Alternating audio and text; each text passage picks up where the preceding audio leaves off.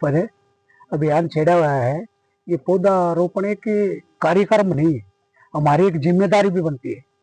तो इसलिए हमें यहाँ से प्रेरणा लेकर जाए, एक एक पौधा सभी जरूर लगाए, तो ये हमारा फर्ज बनता है। तो हम भारती जी का, चेयरमैन साहब का भी धन्यवाद करते हैं और वीरेंद्र कौशिक जी का भी धन्यवाद करते हैं और डॉक्टर पवन चेयरमैन साहब का भी धन्यवाद करते हैं। तो इन्हें अभियान उठाया है, वे बीड़ा छेड़ा है, वे सब पौधे लगाएंगे और हमारा फर्ज बनता है। ये प्रत्येक को, कोई अपने जन्मदिन पे, कोई और कोई फंक्शन पे है, तो एक एक पौधा जरूर लगाएं। धन्यवाद। उनका आगमन हुआ है और उसमें हमने माननीय हमारे शिक्षा बोर्ड के चेयरमैन हैं पवन जी, उनसे भी आग्रह किया और उन्होंने यहाँ पर 51 पौधे के लिए लगाए हैं। और भारत भाई हमारा जो चेयरमैन है, ये क्योंकि मोदी जी का एक प्लान है कि जिस प्रकार से तकनीकी दृष्टि से देश आगे बढ़ने लग रहा है, उसके साथ साथ हमें अपनी प्रकृति को भी संभाल के रखना है। प्रकृति के साथ अगर हम जिस प्रकार का आगे बढ़ने की जो हमारी इच्छा शक्ति है भारत देश की नागरिकों की, उसको साथ साथ हमें प्रकृति को लेकर चलना है।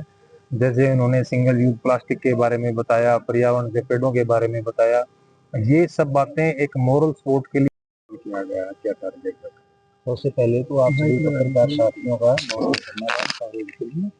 जैसा कि आप और हम सभी जानते हैं, आज के दिन पर्यावरण में जिस प्रकार से ग्लोबल वार्मिंग या यूँ कहिए कि CO2 का अधिकता होती जा रही है, क्योंकि शहरीकरण और जो मानवीय एक्टिविटीज़ हैं वो बहुत ज़्यादा बढ़ चुकी हैं।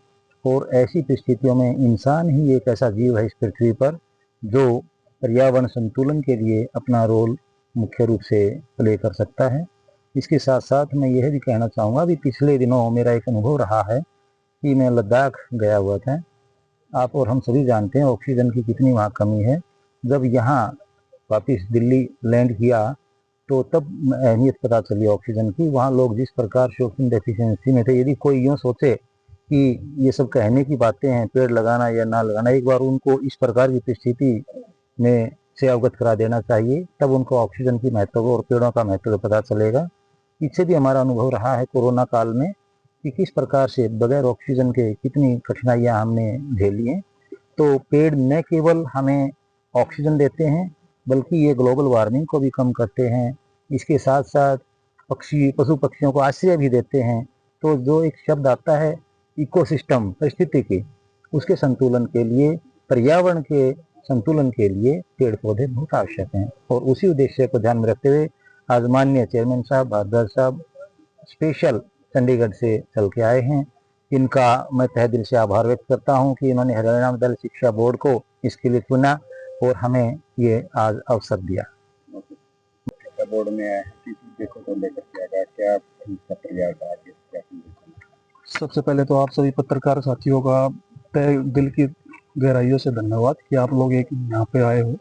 आज हम हरियाणा विद्यालय शिक्षा बोर्ड भिवानी में आए हैं। माननीय प्रधानमंत्री जी द्वारा चलाए जा रहे एक पेड़ माँ के नाम अभियान को आगे बढ़ाते हुए आज हमने यहाँ पे पौधारोपण किया है। आज पौधारोपण जो है वो हमारे आज जरूरत हो चुकी है, जिसके लिए हमारी आम नागरिक, हमारी आम देशवासी और हमारे शिक्षण संस्थानें आगे आ रहे हैं।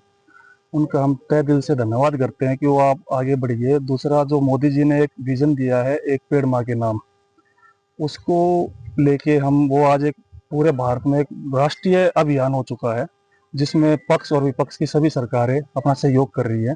क्योंकि आज प्रदूषण एक बहुत भयंकर स्थिति में आ चुका है, जिसके लिए हम बार बार एक ही आग्रह करते हैं कि आप पेड़ लगाइए। दूसरा, एक सिंगल यूज प्लास्टिक का यूज मत कीजिए।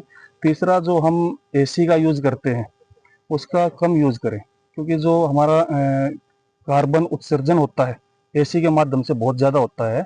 और इसी कड़ी में माननीय प्रधानमंत्री के द्वारा निर्देशों के हमारे जो मुख्यमंत्री जी हैं श्री नायब सैनी जी, उन्होंने भी हमारे हरियाणा से एक पेड़ माँ के नाम 2.0 का अभियान स्टार्ट किया है।